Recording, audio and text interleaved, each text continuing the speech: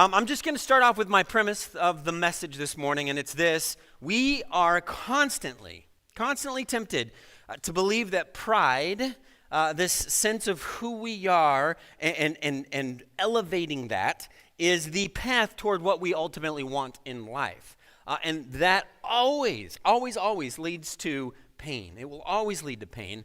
Humility and surrender are the counterintuitive means of achieving what pride is ultimately pursuing. That's the premise for this morning.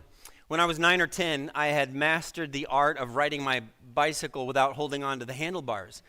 It was one of those things that's kind of it's a high benchmark in a young kid's life to be able to do that. And I remember literally thinking that being able to do this, I had really sort of arrived at something.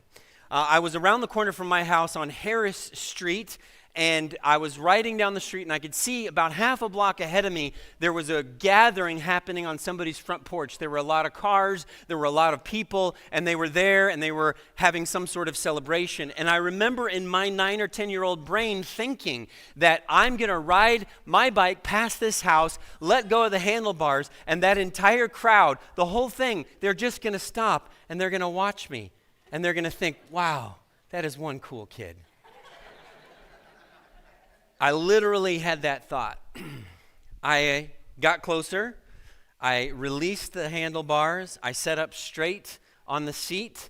And I was, I don't know if it was in slow motion, but it felt like it was in slow motion. And the hair was blowing the wind was blowing my hair. And I'm riding by and I'm thinking, wow, I must look so cool to these people. I mean, how many 10-year-olds can do this? And then I rode right into the back of a parked car. Right in front of that house.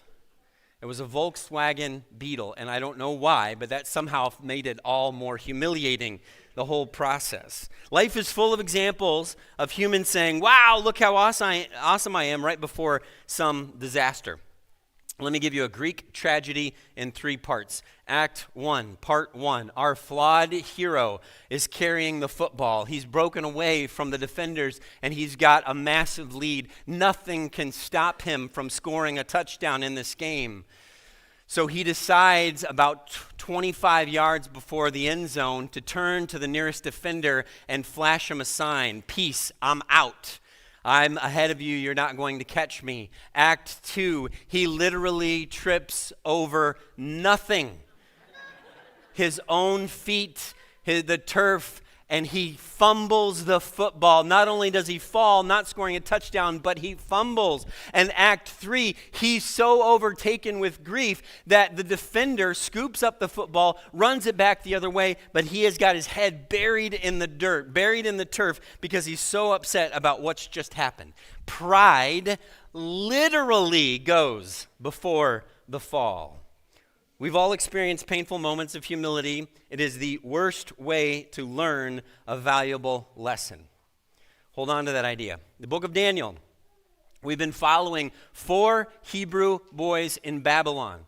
They're literally unwilling refugees from their own country. The king Nebuchadnezzar II has surrounded Jerusalem. He caused a siege, caused terrible devastation in that country. When people finally gave up, Nebuchadnezzar took the best and the brightest, carted them back to Babylon. There's different estimates, some maybe 4,000, some maybe 10,000 of the population was taken hundreds of miles away. And they're turned into tools of propaganda for the state. So they're re-educated. They learn a new language. They're forced to take new jobs. They're given different names. They've got all these expectations and the requirements, and they're trying to figure out, what does it mean to be faithful in a foreign culture? What does it mean to live as a follower of God in this place that isn't conducive to following God? And they don't run away. They don't huddle and hide together. They don't get angry. They get jobs. They learn the language. They mostly fit in. But then every once in a while, and this is the stories compiled in the book of Daniel, they reach this line they cannot cross. We saw it last year. You must bow to the idol when you hear all the instruments. Can't do it. You must eat the king's meals. Can't do it. We're trying to keep kosher. They reach these lines that they absolutely cannot cross. And they've got to figure out, how do we do this? And chapter after chapter as God rescuing them from those situations, honoring them for their faithfulness in those situations. But chapter 4 is very different. In chapter 4, we don't hear anything about Shadrach, Meshach, and Abednego. Daniel only comes in a little bit in the story. The focus of the story turns from the Hebrew boys, and we're focused directly on the king. Now, it's super interesting, and this story, even for the Bible, is a little bizarre. The Bible has a lot of incredibly strange stories. When people just say, oh, you should just open your Bible anywhere, and it's just always, no, there's some weird stuff in there that takes a little bit of work to draw out the goal and the intention of those verses and those stories, and this is one of them. It's a strange moment. So remember, Nebuchadnezzar is a brutal dictator.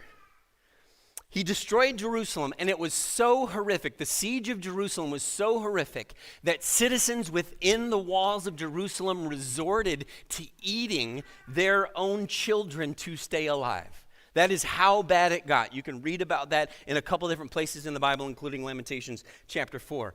He goes in and he destroys the beating heart of the Hebrew people. He destroys the temple. He takes objects within the temple, these objects that are so holy and so sacred that nobody was supposed to do anything with them. Nobody was supposed to even approach them if they weren't properly cleansed. And he takes those and he brings them into his temple for Marduk in Babylon. I mean, it's just horrific what has happened to these people. He broke apart families, and he is constantly, even within the text, he's constantly threatening to rip people from limb to limb and turn their houses into landfill every time he doesn't get his own way. So he's petty and he's mean, and he can cause heads to roll if he wants to. That's Nebuchadnezzar.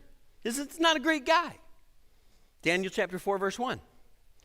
King Nebuchadnezzar, to the nations and peoples of every language who live in all the earth. And you're like, oh, interesting. This is a letter. Okay. Strange. We're hearing from the mouth of Nebuchadnezzar a letter that he's written to everybody all over the earth. And he writes this: may you prosper greatly. What? That doesn't sound like the Nebuchadnezzar we've come to know in the last 3 chapters of this book. Verse 2, it is my pleasure to tell you about the miraculous signs and wonders that the Most High God has performed for me. Well, hang on, this is very different. We know that at the end of every chapter, he kind of learned a lesson, but it seems like he forgot it immediately. But now he's writing a letter to everybody, and he's saying, I want you to know what God has done in my life. This is very different. This is a very different story. Verse 3, how great are his signs, how mighty his wonders. His kingdom is an eternal kingdom. His dominion endures from generation to generation. This does not sound like the Nebuchadnezzar that we have come to know and loathe. He's praising God? What in the world? It almost sounds like a psalm. It could be a psalm. In fact, there's a couple psalms like it sounds like he might be quoting Psalm 145 in particular. What's happening? I don't know how many of you have ever been to a high school reunion, but when you go to one, you expect people to have changed. It's still a little surprising because you're looking at them and you're like, wow, you got old, and you don't realize that they're looking at you thinking, wow, you got old. But you expect people to change. They get older. There's more wrinkles, more gray hair. It's just inevitable. The metabolism slows. Maybe there's a little bit more weight. You expect that. All of that is happening. Some of the guys are balding. And when you find out, well, give me a life update. Give me how you've been doing. Give me what you're doing. Well, it's no surprise. The nerdy kid who was always messing with computers now works in IT. That's no surprise at all, you know. The valedictorian is somehow still a successful person in whatever industry. But when the change is unexpected, it's sort of shocking. And some of you have high school friends, college friends that made a change that was so unexpected, you knew there had to have been a story behind that change. It could be the boy who spent all of his time in his parents' basement playing World of Warcraft is now an ultra marathoner. And you're like, what happened to that guy? Or maybe the kid who was a stoner, always smoking pot under the bleachers outside of school is now a police officer. And you're like, what happened? What? And you want to know, and you're trying to hint around at it. Give me the story behind this sort of transformation. And I feel like that's what we've got here with Nebuchadnezzar. What happened to you? You went from tearing people's houses down and tearing people from limb to limb to writing a letter to the whole world, praising God. Like, what happened, Nebuchadnezzar? What in the world is going on? There's a story. All right, we're listening. And so what happens is we get a flashback scene. You get, the wavy things on the screen, a little bit of music, and you get a flashback scene. And then it says, it's written in first person from the perspective of Nebuchadnezzar. Verse 4, I, Nebuchadnezzar, was at home in my palace. I was contented and prosperous. I had it all, except for a good night's sleep, as we're going to find out. And I had a dream that made me afraid. I was lying in bed. The images and visions passed through my mind, terrified me. Oh, you're having a nightmare. Now we remember this from chapter 2, where Daniel interprets his nightmare, his dream. He tells the king what his dream is and interprets it. But that's not happening here. That's not what's going on here. He actually tells his guys his dream and tells them, hey, give me an idea of what's happening. I want you to notice the nightmare. It starts off really nice. There's this enormous tree. Fills the whole earth. It's huge. All the animals, all the birds, everything is there. Everything is provided for them there. It's very idyllic. It's very Eden-like. And then it takes a turn, and this is probably what scares Nebuchadnezzar. Notice the shift in language. Language shifts are very important in this chapter, by the way. Verse 13. In the visions I saw while lying in my bed, I looked, and there before me was a holy one. So he's got this tree in his mind, but then a holy one, a messenger coming down from heaven. The messenger called in a loud voice, cut down the tree and trim off its branches, strip off its leaves and scatter its fruit. Let the animals flee from under the birds and the birds from under its branches. But let the stump and its roots, bound with iron and bronze, remain in the ground and the grass of the field. And then notice this shift in language. Let him be drenched with the dew of heaven, and let him live with the animals among the plants of the earth. Let his mind be changed from that of a man, and let him be given the mind of an animal, till 7 times, probably years, literally seasons, probably years, pass by for him. Dreams are weird, right? You ever have a good friend tell you your dream, and it's like, I don't really care. It's not real. Didn't happen. But there's something going on with this dream that Nebuchadnezzar, who is the guy that likes to destroy people and pull them limb from limb, is like, you got to tell me what this means. So you can imagine people are motivated to listen and give him some interpretation. Chapter 4, verse 24, Daniel comes in, and Daniel's our guy with the dreams. This is the interpretation, your majesty, and this is the decree the Most High has issued against my lord, my king. And you get the impression that Daniel and Nebuchadnezzar have made a little bit of a friendship here. They seem to have some sort of fondness for one another. And so Daniel doesn't really want to tell him this, but here it is, verse 25. You will be driven away from people and will live with the wild animals. You will eat grass like the ox and be drenched with the dew of heaven. 7 times will pass for you until you acknowledge that the Most High is sovereign over all the kingdoms on earth and gives them to anyone he wishes. Remember, Nebuchadnezzar's telling him the story that prompted that initial, hey, God is God. His kingdom endures forever. Verse 26, the command to leave the stump of the tree with its roots means that your kingdom will be restored to you when you acknowledge that heaven rules.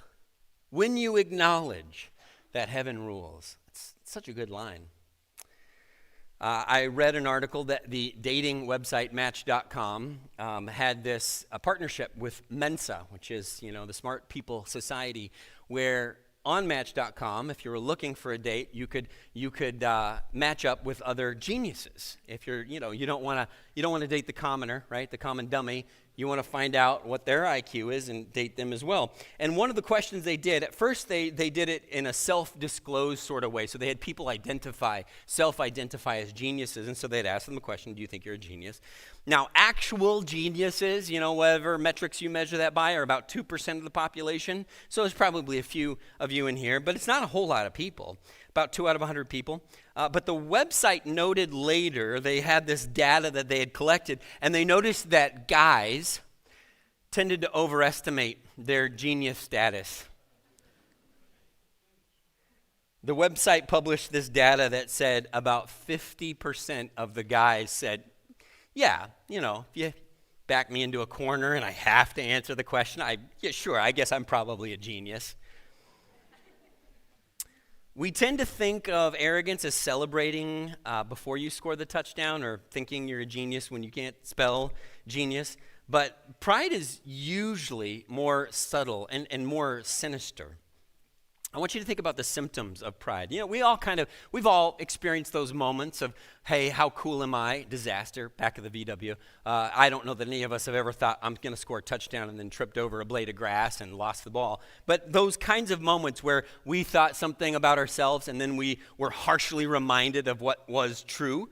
But so pride is usually a little bit more subtle than we think it is, and I think sometimes it takes root and displays its evidence in our lives in ways that we're not always aware of. Because I want to give you some examples of symptoms of pride, and these are just, I just came up with these. I just sat and thought about, like, what are the things in my life and in others when I see pride manifesting itself, what are the ways it manifests itself? I don't get a lot of opportunities to score touchdowns, and I don't ride my bike without handlebars very often anymore, without holding onto the handlebars very often anymore. But what do I see? Here's what I see in myself and others when I'm operating from a place of pride.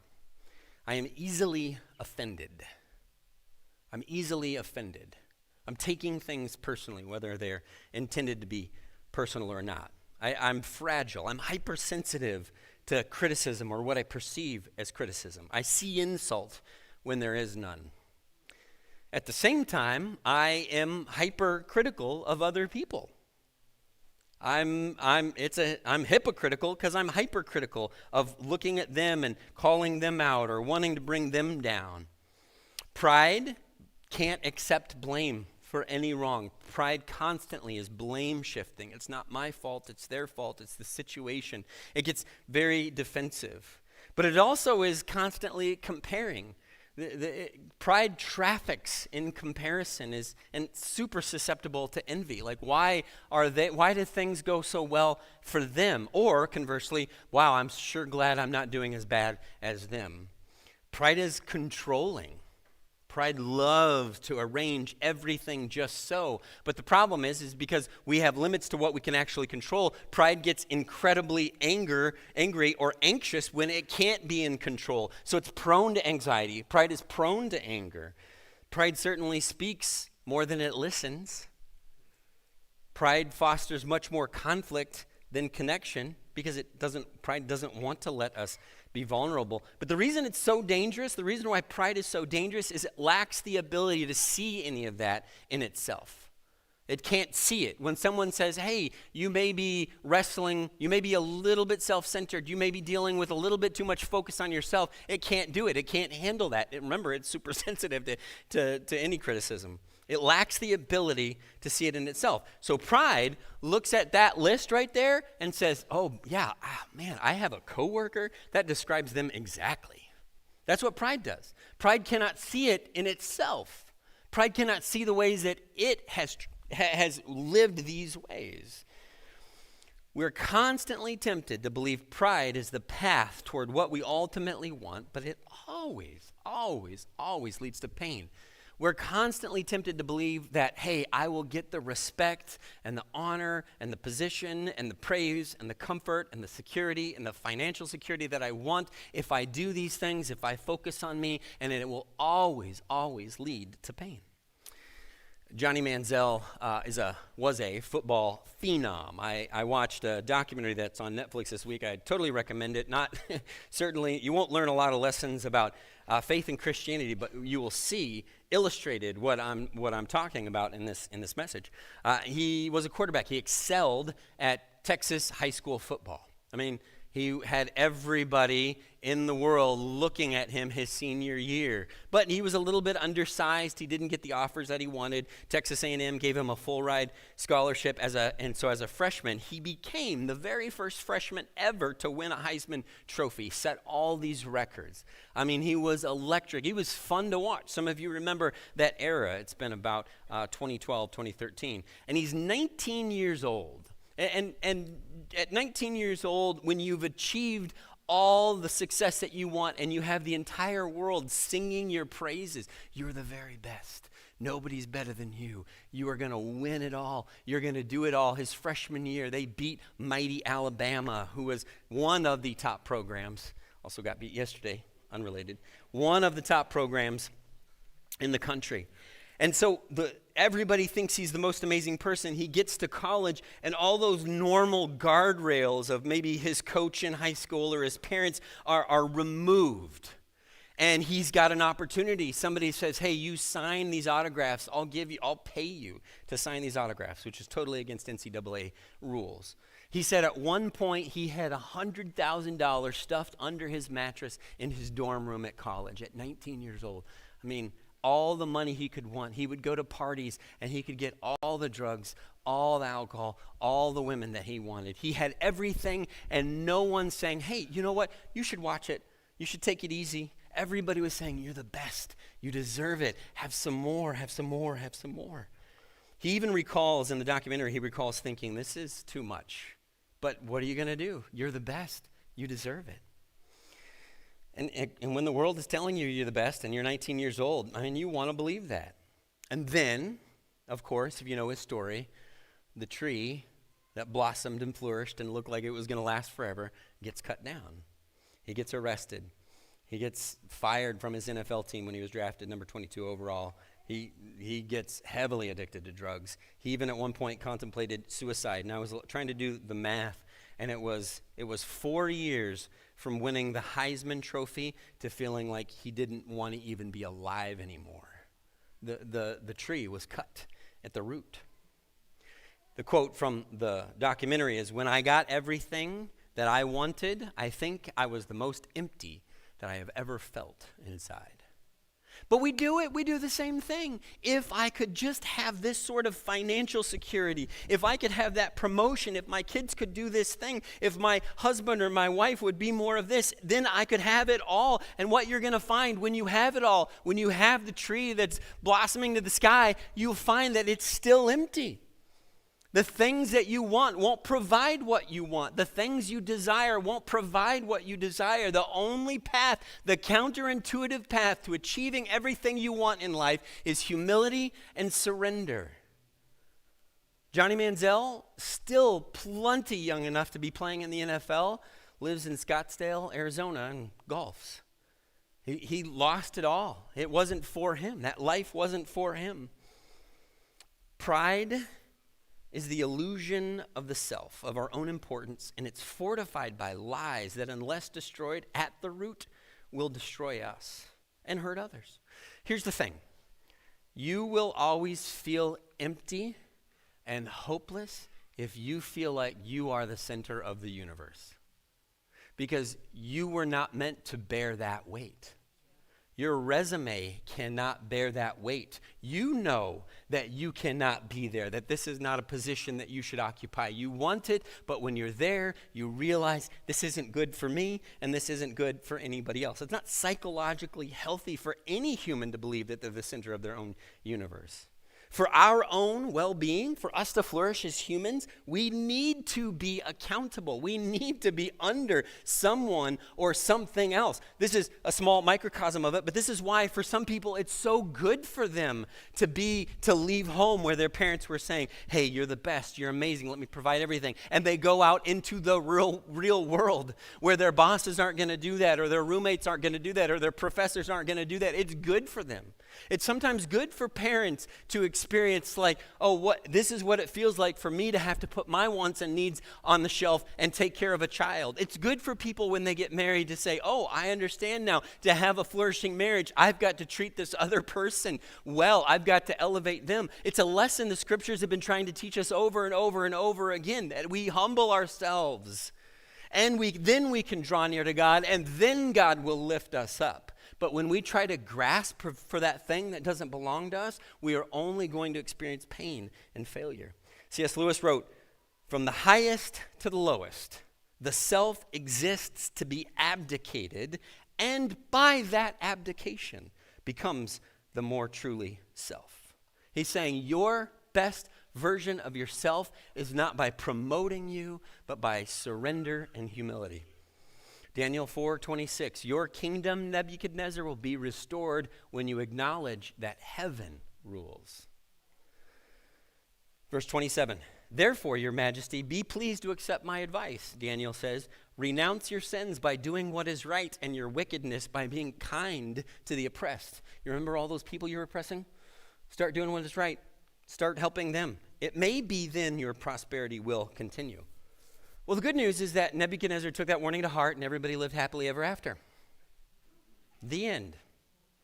Now, I want you to notice, again, another shift in language. Nebuchadnezzar maybe took it to heart for a while, maybe for 12 months.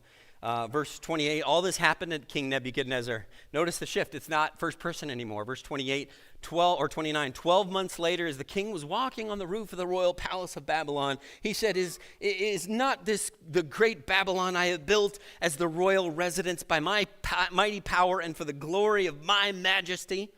Now, Nebuchadnezzar really had made tons of civic improvements. He expanded the footprint of Babylon. There's evidence to this day of what he did. He did lots of wonderful things, and that's not the problem. The problem is he's like, yeah, this is awesome. There's all kinds of inscriptions to the effect that he thought he was pretty awesome.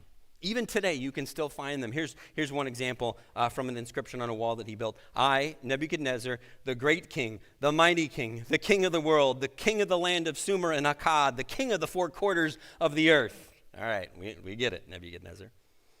Verse 31, even as the words were on his lips, a voice came from heaven. This is what is decreed for you, King Nebuchadnezzar. Your royal authority has been taken from you. You will be driven away from people, and you will live with the wild animals. You will eat grass like the ox. 7 times will pass for you until you acknowledge that the Most High is sovereign over all kingdoms on earth and gives them to anyone he wishes.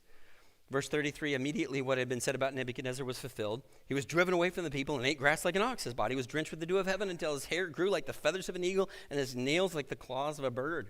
This is kind of vivid. It's weird. I get it. It's weird. But it's as if God is saying, you're acting like a beast. Live like a beast. And the ultimate point, the ultimate lesson is that pride will always destroy you. You will never find contentment and satisfaction and happiness when you're operating from a place of pride. It will never happen. It will never happen. I stumbled across this one thing during the prep this week, and I felt like I had to share it. It's maybe slightly off topic, but it's worth it. I thought you would appreciate it too. There's a collection of ancient Babylonian writings called the Babylonian Chronicles. It sounds like a movie title, but it's a bunch of cuneiform clay tablets that have just this incredible detailed history of what was going on during King Nebuchadnezzar II's reign. I mean, he wanted everything recorded because he thought he was pretty awesome. Let's tell the world all about me. And 2 different sources. These clay tablets date to the 6th century BC. So they're pretty old. And they were, and in fact, the historical records say they were compiled by his wise men. The men around him, the astrologers and satraps and prefects and all that. Remember, one of whom may have been Daniel. He was one of the wise men that was surrounding the king. But it's this detailed count of his reign. Now, there are 2 sources that I found. I didn't read these books. I don't have these books. They're like $150 on Amazon. But I found 2 quotes from inside them. 2 academic books and one from a journal. Both are professors from the University of Birmingham in England and one from the University of London.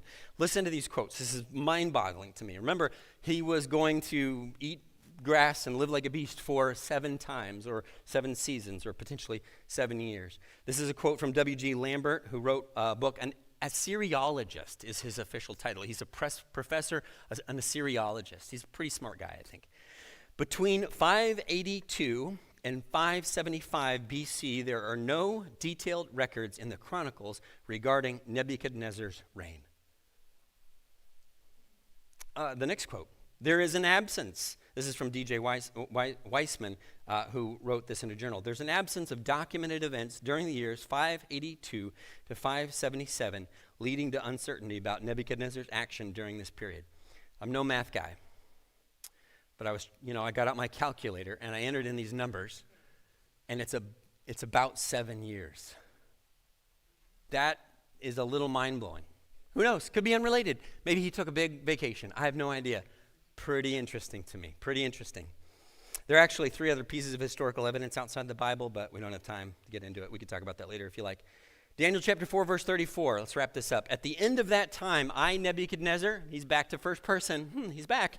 Raised my eyes towards heaven, and my sanity was restored. Then I praised the Most High. I honored and glorified him who lives forever. His dominion is an eternal dominion. His kingdom endures from generation to generation. All the peoples of the earth are regarded as nothing. He does as he pleases. With the powers of heaven and the peoples of the earth, no one can hold back his hand or say to him, what have you done?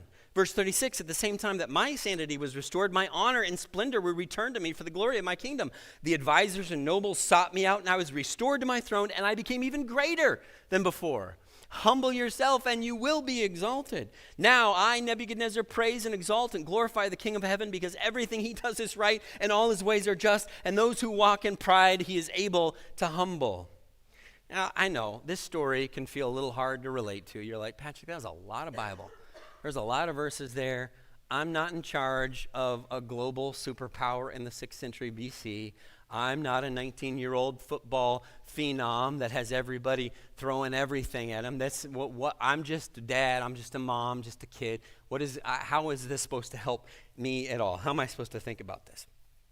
And the truth is, pride, great and small, will still destroy us. And I bet, if we're honest, we have some strongholds of pride in our hearts. Does this, I told you this list describes me. Does this list describe any of you? Now, some of you are like, maybe it's kind of a stretch, but maybe I could see myself in some of those things. Maybe. Maybe you should ask the people that have to live with you and have to work with you. Ask them to send some anonymous feedback. Give them a little survey. Hey, do I speak more than I listen? Do I get angry when things don't go my way? Do you see me? Where does my anxiety come from? Does it come from something that I need to go see a therapist about, or is it because I can't get what I want? Am I critical? Do I blame others for things that are really my fault? God in his mercy will bring the axe to the root of that tree, because that's exactly what we need. There are some of us in this room that need to go through something difficult, that need to go through something hard, something transformative, because the direction we're headed is not glorifying God, but trying to achieve our own wants and desires. And we need God to bring the axe to the root of the tree so that we can grow the way he's called us to grow. I've had that happen, and I've needed that. It's the hardest thing you'll ever experience, but it is so healing. And I don't assume God's done with me yet either. But it's the heart of the gospel. To humble oneself. Jesus, who did not consider equality with God, made himself nothing. Philippians 2. Jesus, who for the joy set before him endured the cross, carrying the shame. Hebrews 12. See, we are constantly tempted to believe that pride is the path toward what we ultimately want, but it will always, always, always result in pain. But the lie that pride tells you is that, no, it'll be different for you. It'll be different this time. You're going to be the one exception. Surrender and humility may be the thing that you're fighting against, but it may be the thing that you most need to be your full self. You don't lose yourself in humility and surrender. That's the thing. You find yourself. You try to hold on to life and you will lose it. You lose your life for the sake of Christ and the kingdom. You will find it. We must, for our own well-being, acknowledge that heaven rules. I'm going to ask the praise team to come back up on stage and close us out with a song. But I think, let me say this. When I needed to be humbled by God, my prayer was that there was another way. That was my prayer. God, maybe I need to confess sin. I need to give up, but is there another way? Can we do it without the humiliation part? Can we do it without? And God's like, no, you're not going to learn the lessons the easy way.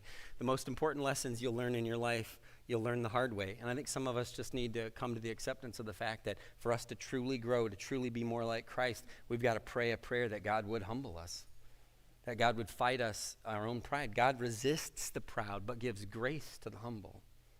Therefore, humble yourselves under his mighty hand, and he will lift you up. Let's stand together as we sing.